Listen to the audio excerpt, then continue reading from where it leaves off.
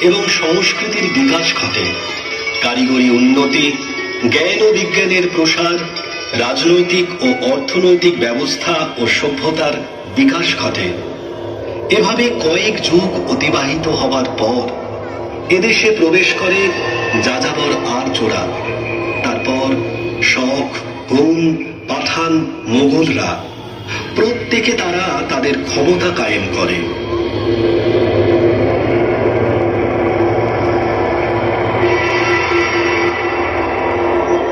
1526 সালে পানিপথের যুদ্ধ হয়। বাবর ইব্রাহিম লোদিকে পরাজিত করে ভারতে মুঘল শাসনের ভিত্তি স্থাপন করেন। মুঘল আমলে প্রথম ধর্মের নামে শুরু হয় আগ্রাসন ও সাম্প্রদায়িক সংঘাত।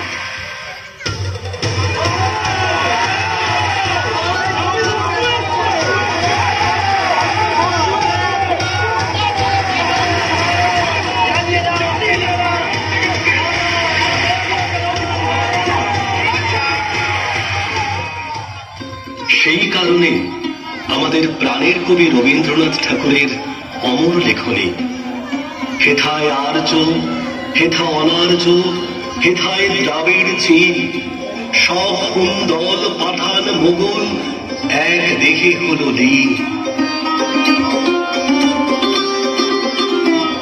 মোগল আমলের পর ইস্ট ইন্ডিয়া কোম্পানির শাসনকাল শুরু হয়।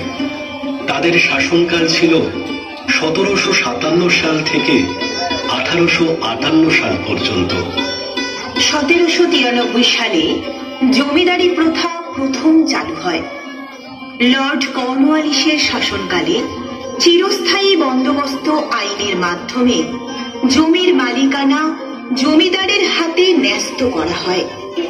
এই প্রথা বাংলা, বিহার, উড়িষ্যা ও বারাণসী প্রদেশে প্রচলিত ছিল। সেই সময় জমিদারদের অত্যাচারও কম ছিল না। তাদের মূল উদ্দেশ্য ছিল খাজনা আদায় করা।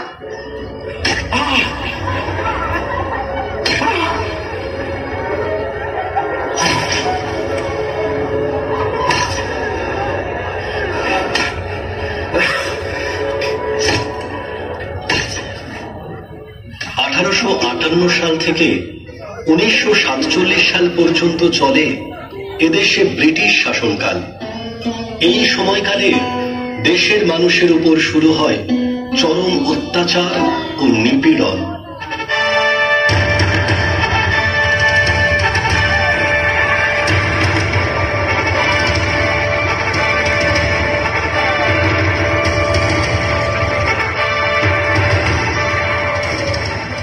তার মধ্যে 1905 সালে লর্ড কার্জন বাংলা প্রদেশকে দুটি ভাগে ভাগ করেন।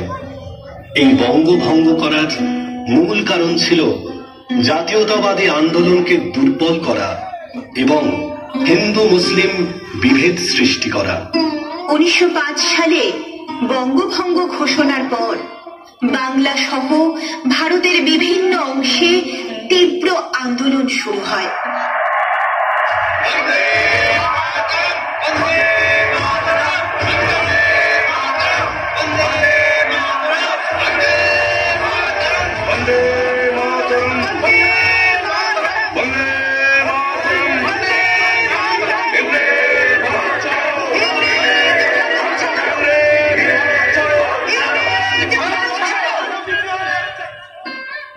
এই আন্দোলন বঙ্গভঙ্গ বিরোধী আন্দোলন বা স্বদেশী আন্দোলন নামে পরিচিত।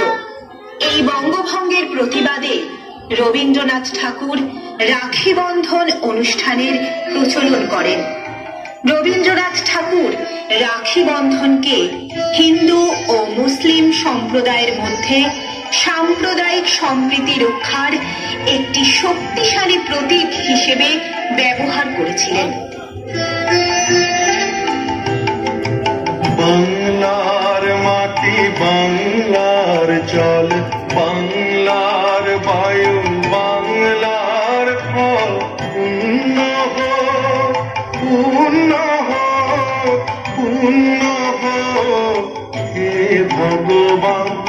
বাংলার মাটি, বাংলার জল, বাংলার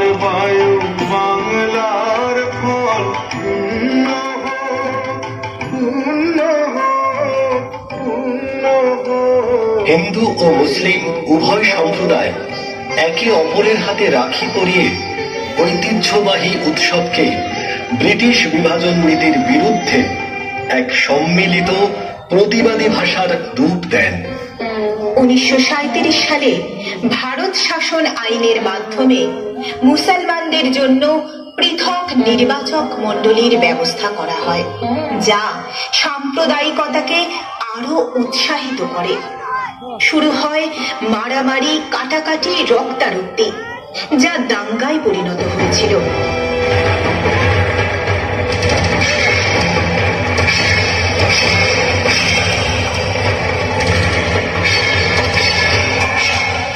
এইভাবে ঘাত প্রতিঘাত ও অন্যায় অত্যাচারের বিরুদ্ধে কিছু তরতাজা যুবক স্বপ্ন দেখে স্বাধীনতার।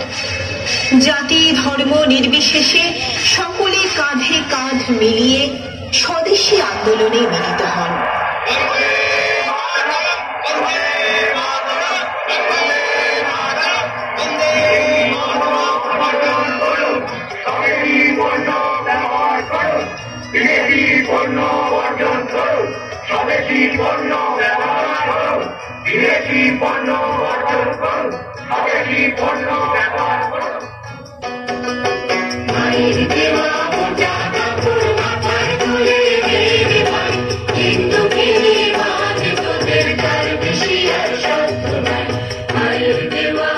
অবশেষে বহু শহীদের প্রাণের বিনিময়ে ভারতবাসীর কল্যাণে 1947 সালের 15ই আগস্ট জাতির জনক মহাত্মা গান্ধীর হাত ধরে এলো আমাদের স্বপ্নের ও আন্দোলনের ফলস্বরূপ স্বাধীনতা।